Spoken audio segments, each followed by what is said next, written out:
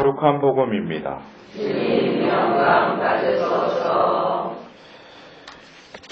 그때 하느님께서 가브리엘 천사를 갈릴레아 지방 나자렛이라는 고을로 보내시어 다윗 집안의 요셉이라는 사람과 약혼한 처녀를 찾아가게 하셨다. 그 처녀의 이름은 마리아였다. 마리아가 천사가 마리아의 집으로 들어가 말하였다. 은총이 가득한 이여 기뻐하여라. 주님께서 너와 함께 계시다. 이 말에 마리아는 몹시 놀랐다. 그리고 이 인사말이 무슨 뜻인가 하고 곰곰이 생각하였다. 천사가 다시 마리아에게 말하였다. 두려워하지 마라, 마리아야. 너는 하느님의 총애를 받았다. 보라, 이제 너가 잉태하여 아들을 낳을 터이니 그 이름을 예수라 하여라. 그분께서는 큰 인물이 되시고 지극히 높으신 분의 아드님이라 불리실 것이다. 주 하느님께서 그분의 조상 다윗의 왕좌를 그분께 주시어 그분께서 야곱 집안을 영원히 다스리시리니 그분의 나라는 끝이 없을 것이다. 마리아가 천사에게 저는 남자를 알지 못하는데 어떻게 그런 일이 있을 수 있겠습니까? 하고 말하자 천사가 마리아에게 대답하였다. 성령께서 너에게 내려오시고 지극히 높으신 분의 힘이 너를 덮을 것이다. 그러므로 태어날 아기는 거룩하신 분, 하느님의 아드님이라고 불릴 것이다. 네 친척 엘리사벳을 보아라. 그 늙은 나이에도 아들을 잉태하였다. 아이를 못 낳는 여자라고 불리던 그가 임신한 지 6달이 되었다. 하느님께는 불가능한 일이 없다.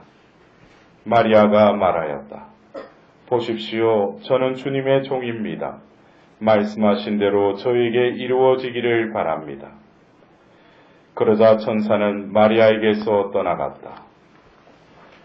주님의 말씀입니다. 그리스도님 찬양합니다.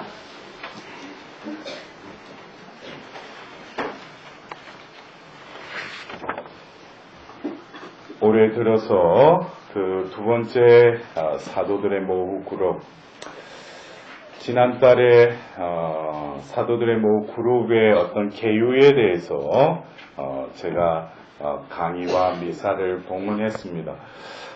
이번 두 번째 모임에서는 우리가 이 사도들의 모후 그룹에 우리가 매일 하게 되는 기도와 또 매월 지금은 한 번 가지고 있는 이 13일 모임을 이제 세나클 모임이라고, 세나클 기도, 세나클 모임. 우리 함께 하면 매일 하는 기도가 무슨 기도예요? 세나클 기도. 여러분들 세나클 기도 이것 역시 여러분들 이 뒤에 빈센트 발로티 성인이 그리게 하신 이 사도들의 모후 이 그림은 우리가 펜타코스트라고 해서 오순절 그 다락방을 묘사한 그림은 우리 교회의 역사상에 여러 화가들이 그렸어요. 근데 빈센트 발로티 성인이 왜 그 그림들 중에 하나를 이렇게 선택하시지 왜 또 두 화가를 통해서 이것을 특별히 그리게 하셨는데 여러 가지 특징이 있지만 여러분들 그 빈센트 발로티 성인이 그리게 하신 이 사도들의 모후 그림의 이 특징 중에 하나가 앞에 이 자리가 이렇게 비어 있다는 거예요. 저 자리가 비어 있다는 거예요. 그래서 우리가 매일 드리는 이 세나클 기도 역시 나 혼자서 드리는 기도이지만은 저 세나클에 저 비어 있는 자리에 내가 앉아서 같이 기도하는 거예요. 그래서 내 혼자 기도하는 게 아니죠. 예. 우리가 그래요. 성인의 통공을 믿으며 그러는데 우리가 성인의 통공은 뭐예요? 우리가 그래요. 어떤 수도회의에 소속이 되었다. 그러면은 그 수도회의에 여러 성인들도 있을 수 있고 또 앞서 살았던 여러 가지 회원들이 있을 거 아니에요. 그들의 공덕이 어떻게 하늘나라에 세이브되어 있죠. 저축되어 있죠. 그러니까 자신이 거기에 소속됐다는 것은 뭐예요?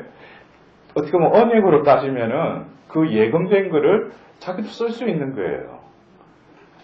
그 말은 결국 뭐겠어요? 우리가 이 사도들의 모후 그룹이라는 게 뭐 여러분들 뭐 단체에도 속해 있겠지만 우리는 뭐예요? 바로 이 세나클이라는 바로 이 교회가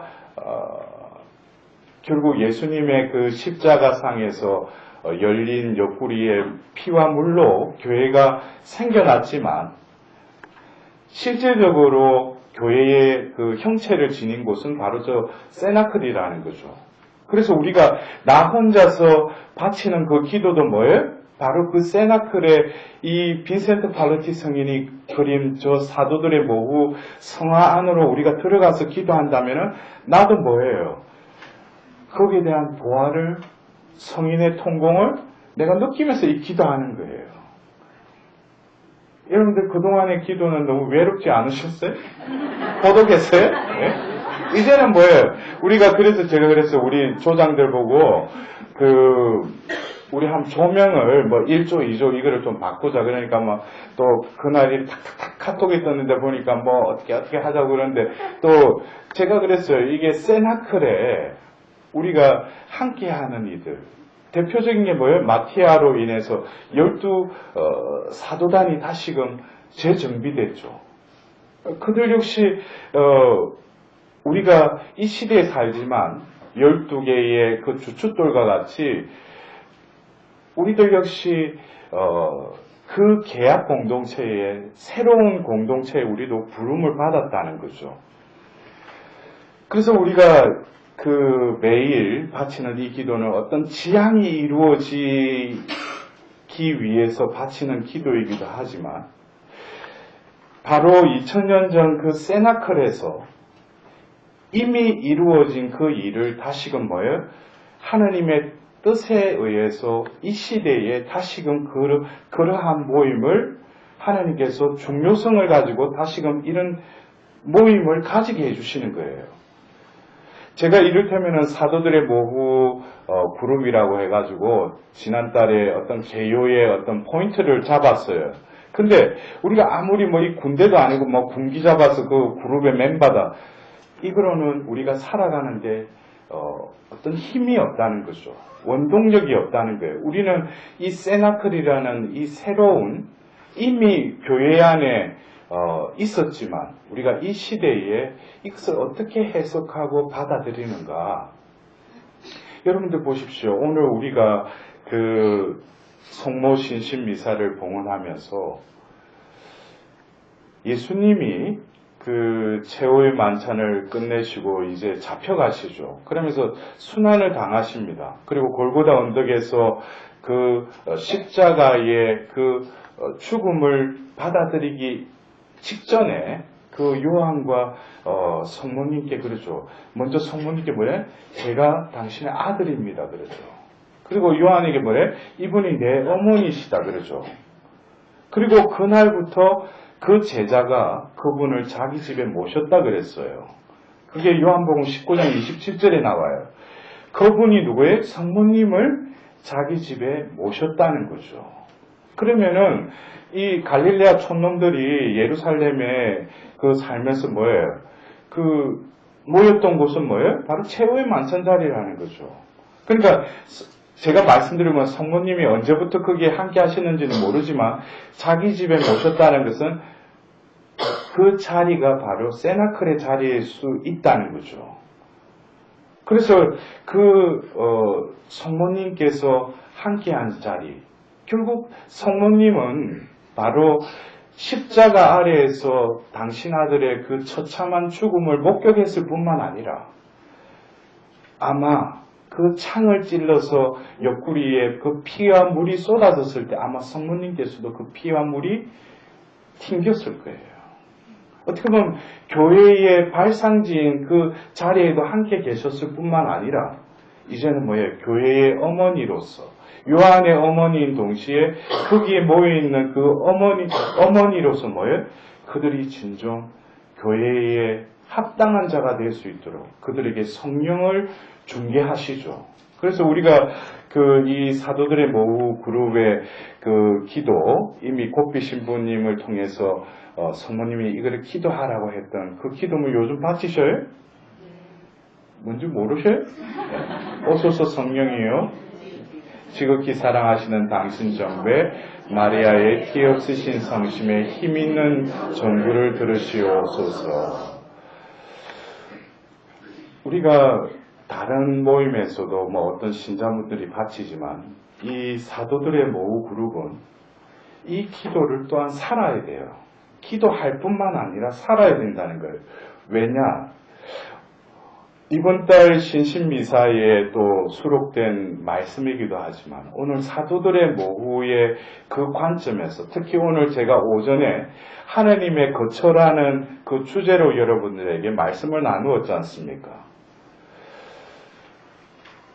예레미야를 통해서 또 에제키엘을 통해서 하나님께서는 당신의 그 세계야, 새 마음과 새 영을 주시겠다고 하셨어요. 그래서 때가 됐는데 또 그 예레미야와 에제키엘 그 전에 이사야 예언자를 통해서도 뭐라고 해요?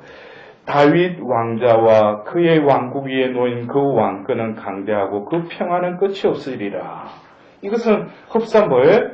그 나탄이 다윗에게 한 계약과도 같죠. 너희 왕호를 통해서 뭐예요? 그 지팡이를 잡는 이가 태어날 것이다. 그 홀은 끊임이 없을 거라고 나탄이 예언을 하잖아요. 그러니까 우리가 이 예언이라는 것은 우리가 보통 그래요. 우리 교회에서 성행하는 예언의 그 의미를 어떤 사람 뭐예요? 어떤 점쟁이가 하는 그런 것처럼 예언이 내가 지금 어떻게 해야 될지 또 뭐가 일어날지 그거를 예언으로 착각하는 사람들이 있어요. 그 예언의 은사를 통해서 그것을 말해주기도 하지만 진정한 예언은 뭡니까? 그 시간과 공간을 뛰어넘는다는 거죠. 우리가 보세요. 이사야서 예언서가 그 아합 왕가 때 그 북이스라엘에서 활약했던 그 구약의 그 예언자가 했던 말씀이 뭐예요? 지금도 이루어지고 있을 뿐만 아니라 아직도 그게 뭐예요? 아직 이루어지지 않은 부분이 있어요. 그러나 뭐예요? 이 말씀이 지금 어느 때라도 뭐예요? 다 적용이 된다는 거죠. 그것이 진정한 예언이에요. 그래서 제가 오늘 오전에도 예레미야서, 에제키엘서 그것은 구약에 활약했던 그 예언자들이에요. 근데 그 말씀이 21세기를 지나는 지금 이 시점에 뭐예요? 다시금 이 사제를 통해서 지금 다시금 선포가 되고 있는 거예요. 그러나 여러분들이 그래요. 구약에 그냥 한때에 선포된 말씀이 아니라 지금 신약에 2000년이 지난 이 때에 다시금 이 말씀이 뭐예요? 이루어지려고 하기 때문에 이 말씀이 자꾸 이렇게 선포가 된다는 거예요. 그래서 여러분들 보십시오. 다윗의 왕자와 그의 왕국 위에 놓인 그 왕권이라고 그랬어요. 이사야서에 통해서 그게 예언이 나왔어요. 근데 오늘 우리가 들었던 그 성모 영보의 그 대목에서도 가브리엘 대천사가 뭐라고 합니까? 주 하나님께서 그분의 조상 다윗의 왕좌를 그분께 주시어 그분께서 야곱 집안을 영원히 다스리시리니 그분의 나라는 끝이 없을 것이다 그랬어요. 이것은 뭐예요? 계속 이 구원의 구속의 역사는 이어지고 있다는 거죠. 구약의 예언자를 통해서 뿐만 아니라 바로 신약을 여는 데 있어서 이 예언을 다시금 가브리엘 대천사가 이야기를 하셔요. 근데 중요한 것은 뭡니까? 다윗의 왕자라고 했어요. 왕자. 왕좌는 뭐예요? 왕이 앉는 자리죠. 예? 거기 아무나 앉으면 안 되지. 예? 근데 그 다윗의 왕자에 앉으실 분은 진정한 왕이신 예수 그리스도밖에 없는데 하나님께서는 그 왕자를 왕궁에다가 준비하신 게 아니라 바로 한 나자렛 처녀의 그 태에다가 그 왕자를 준비하셔요. 드론이라는 이 자리, 어떻게 보면은 오늘 우리가 오전에 하나님의 거처에 대해서 제가 강의를 했지 않습니까? 우리는 다시금 성모님의 이 피앗이라는 이 말씀하신 대로 저에게 이루어지기를 바랍니다. 라는 이 피앗은 바로 오늘 우리가 오전에 나누었던 하나님의 거처를 마련하기 위해서는 뭐예요? 바로 피앗해야 된다는 거예요. 성모님이 가장 먼저 뭐예요? 바로 왕자, 바로 예수 그리스도의 그 권능과 능력의 자리를 뭐예요? 피앗을 통해서 태에다가 성령께서 마련해 주셨다는 거예요. 결국 그 성모 영보 때 피앗을 통해서 다윗의 왕자를 성모님의 태를 빌려서 그곳에 마련하셨듯이 이제는 뭡니까? 2000년 전 그 세나클에 함께 계셨던 그 성모님께서 이제는 뭐예요? 그 제자들에게 왕자를 마련해 주시도록 정구하시고 그들과 함께 하셨다는 거예요. 우리는 성모님이라는 존재를 그냥 내가 원하는 것을 이루어 주실 수 있는 그런 대상으로서 성모님을 공경할 것이 아니라 성모님을 통하지 않고서 우리가 뭐예요? 구원의 길로 나아갈 수 없다는 거죠. 왜요? 우리는 바로 하나님의 백성이 되기 위해서는 바로 하나님의 왕자, 하나님의 거처가 우리에게 마련되려면 바로 누구를 통해야 돼요? 성모님을 통해야 돼요. 여러분들, 우리가 이 세나클의 이 영성에는 제가 이제 다음 주부터 세나클에 대해서 구체적인 부분들을 구약부터 신약까지 이렇게 다시금 짚을 예정입니다. 제가 왜 예정이냐면은 강의록이 없으니까 제가 다음 달에 내일 또 제가 미국을 이제 가서 제대로 한국에 올지 모르겠어요. 그러나 만약 또 그때까지 한국에 있는다면 이 자리에서 제가 세나클에 대해서 좀 더 묵상을 하고 세나클을 어떻게 우리가 또 공유하고 살아갈 수 있을지 그에 대해서 나눔을 하려고 합니다. 우리가 지금 이 시대가 자비의 시대라고 그러죠. 작년에 우리는 자비의 희년을 맞이했죠. 저는 어느 날 제가 작년에 자비의 희년에서 곳곳에 가서 강의를 할 때 문득 그런 조금 유치한 생각이라기보다도 그런 어떤 산술적인 게 떠올랐어요. 왜냐하니까 1917년에 포르투갈에서 파티마에서 성모님이 먼저 발현하셨어요. 근데 그리고 나서 얼마 후에 또 폴란드의 한 수녀에게 또 예수님이 나타나셨어요. 이거는 먼저 성모님이 나타나시고 뒤이어서 예수님이 또 그 파우스티나 성녀에게 발현하셨죠. 그런데 지금 21세기는 다시금 뭐예요? 예수님이 자비의 희년을 통해서 당신의 자비를 또 드러내셨어요. 그리고 그 이듬해인 올해 또 성모님의 또 그 파티마 100주년을 맞이하고 있어요. 이것은 다시금 성모님이 대림 시기를 통해서 새로운 시대를 열었던 그 신약과 같이 이 20세기를 열면서 바로 포르투갈의 파티마에서 성모님 먼저 발현하시고 나서 예수님이 또 자비를 전하라고 그 소녀에게 나타났듯이 지금은 자비의 시대인데 왜 예수님이 먼저 자비의 희년을 여시는가? 그것은 뭐겠어요? 지금 우리가 2017년이라는 이때 바로 파티마 성모님의 발현 100주년을 맞이하는 이때는 바로 예수님이 자비를 우리에게 베풀기 위해서 죽으시고 부활하셨듯이 지금 등장하는 성모님은 바로 대림 때, 바로 성모 영보 때 성모님의 그 역할을 하기 위해서 성모님이 부상하는 것이 아니라 바로 예수님이 죽으시고 부활하시고 나서 그 다음에 성모님의 역할이 뭐였어요? 바로 세나클에 함께 계셨잖아요. 그것을 통해서 뭐예요? 새로운 스테이지, 새로운 시대가 열렸다는 거죠. 지금 우리가 곳곳에 보면은 무슨 그 종말에 대한 이야기가 많이 나오잖아요. 근데 저는 여러분들, 뭐 파티마 성모님께서 제3의 비밀이라 해가지고 뭐 어떤 분들은 보니까 뭐 집에 성초를 사놓고 그걸 또 해가 축성을 받아야 되니까 그래서 난 축성 안 해준다고 그랬어. 왜 그러냐? 여러분들 생각해 보십시오. 몇 자루 사는 게, 그게 산을 또 암흑이 있을 때 그 촉해 놓으면은 그 천사들이 지나갈 때 옛날에 구약에 보면은 문지방에 피 발라 놓듯이 그래 지나갈, 그것은 상징적인 의미예요. 성초라는 것은 뭐예요?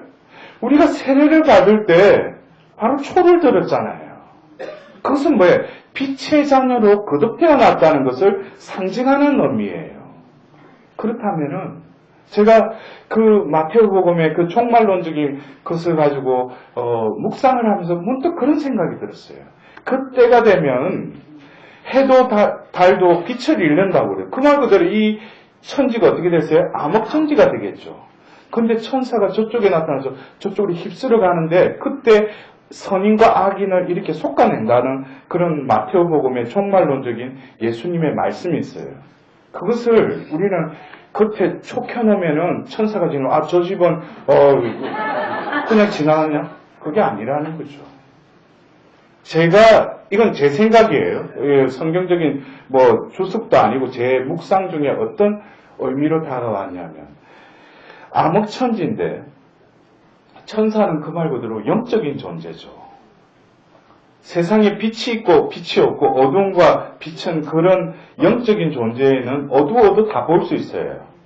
근데 그 천사가 지나가면서 솎아내는 그 기준은 우리 육신의 눈으로는 암흑천지라도 그 영적인 존재인 천사들은 지나갈 때 뭐예요? 그 존재를 빛의 자녀로 하나님이 창조하셨기 때문에 그 안에 빛이 발하고 있는 영혼들이 다 보인다는 거예요.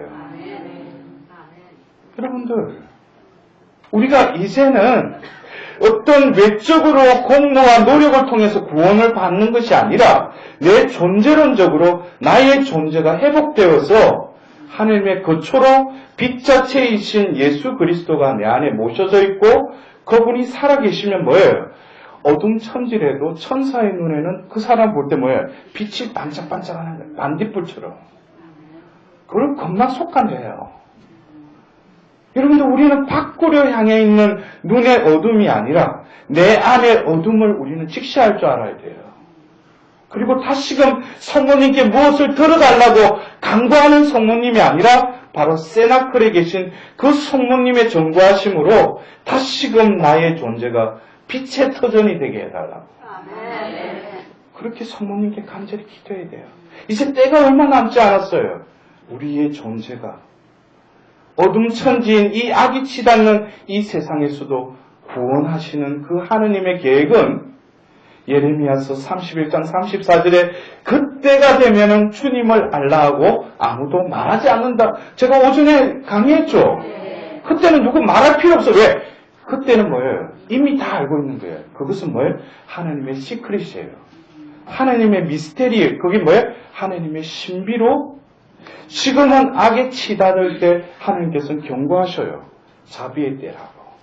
그리고 자비의 예수님을 또 들어 너희들이 기도하라고 그 때를 하시지만 그 다음 때는 징벌의 때이기도 하지만 정의의 때이기도 하지만 하느님만의 또 다른 계획이 있으시다는 거예요. 왜냐? 당신이 창조한 도신이 참 좋은 그 한 인간을 뭐예요? 또다시 구원하기 위해서 바로 구약의 그 예언을 때가 되면은 우리가 알지 못하는 어떤 방법을 통해서 이 교회를 통해서 이루신다는 거예요. 그게 뭐예요?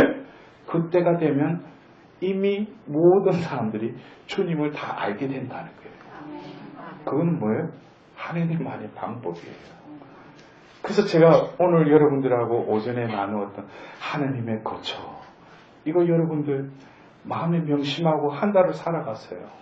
이제는 내 눈에 밖에 보이는 그것으로 내 마음이 혼란스러운 게 아니라 내 마음에 어떤 왕자가 있는데 내가 왕 행세하면서 그 자리에 앉아서 내 필요로 할 때 커먼하고 예수님, 성모님 불러가 이거 틀어달라고 했던 그런 물에 막지한 그런 삶에서 이제 뭐예요? 그 왕자에서 본래의 자리로 내려가야죠. 종의 자리, 하인의 자리로 내려가서 원래 계셔야 될 그 왕자의 예수님을 모시고 하루를 살면서 하루의 시작은 뭐예요? 왕 앞에 가서 신하들이 보지도 못하고 머리를 항송하나이다 이러듯이 뭐예요? 그 그 신하로서, 종으로서 그 주인이, 왕이 시키는 대로 우리는 길들여져야 돼요. 그분이 시키면서 하라고 하면은 내가 하기 싫더라도 뭐예요? 해야죠. 나는 하고 싶은데 그분이 너 하면 뭐예요? 안 해야 돼요. 그렇게 길들여져야 돼요. 그럴 때 뭐예요? 서서히 내 안이, 내 존재가, 내가 이때까지 생각했던 나의 존재가 또 다른 패러다임이 바뀌어져요. 지평이 열린다고. 그때는 뭐예요? 이 세상이 완전히 다르게 보여요. 주위의 모든 내가 미워하고 판단했던 그 사람들이 뭐예요? 내가 바로 저 사람으로 인해서 하나님께 인도하기 위해서 저 인간을 나에게 붙여줬구나. 그 사람한테 감사드릴 수 있고. 눈이 바뀌어버려요. 여러분들, 오늘 우리는 다시금 구약의 그 이사야를 통해서 또 그 다윗에게 나타니 한 그 예언을 바로 시골의 한 처녀에게 가브리엘 대천사가 아뢰자 바로 성모님은 피아하세요. 여러분들, 우리는 바로 하느님 나라의 상속자예요. 우리는 하느님 나라의 그 보화를 우리는 물려받은 이들이에요. 그런데 뭡니까? 이 생을 살면서 세상의 눈물로서 한 번만 절하면 이 세상의 모든 영화를 주겠다는 그 유혹 앞에서 오늘 또 마음이 안절부절하고 있는 그러한 옹색한 마음 속에도 하나님은 네 안에 내가 살겠다고 그랬어요. 여러분들, 이제는 그 마음의 주인에게 그 자리를 내어드리세요.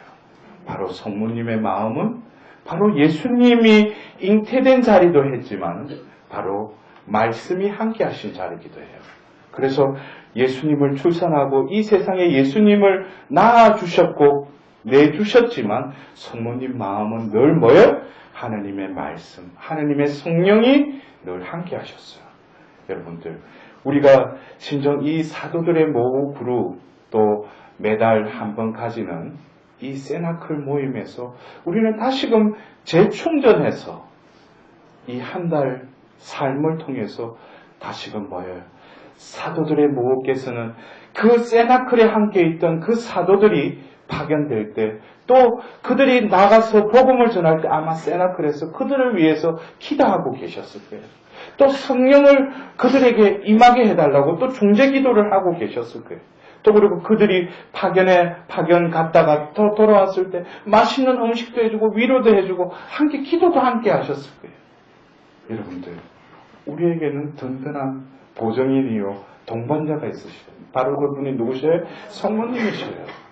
우리는 성모님께 무엇을 들어달라고 하는 정부자에서 내가 이렇게 살아가는데 힘을 전달해 주시는 또 다른 사도들의 모후이신 마리아를 내 마음속에 우리 가정의 그 동반자로 성모님을 모시도록 합시다. 그럴 때 피아의 삶이 보잘것없는 나를 통해서 이루어지고 여러분들이 몸담고 있는 가정 또 다른 여러 공동체 본당에도 뭐예요? 보잘것없는 나 하나로 인해서 이제 서서히 뭐예요? 그것이 변화가 일어날 거예요. 저는 그래요. 마지막으로 지금 하나님께서 하시는 방법 중에 하나는 어떤 연대와 사단을 통해서 이 세상을 새롭게 만들려고 하시지 않으셔요. 그래 되면 뭐예요? 사탄이 또 지랄을 해요. 겉으로 드러나지 않는 하느님만의 방법으로. 그래서 저는 그래요.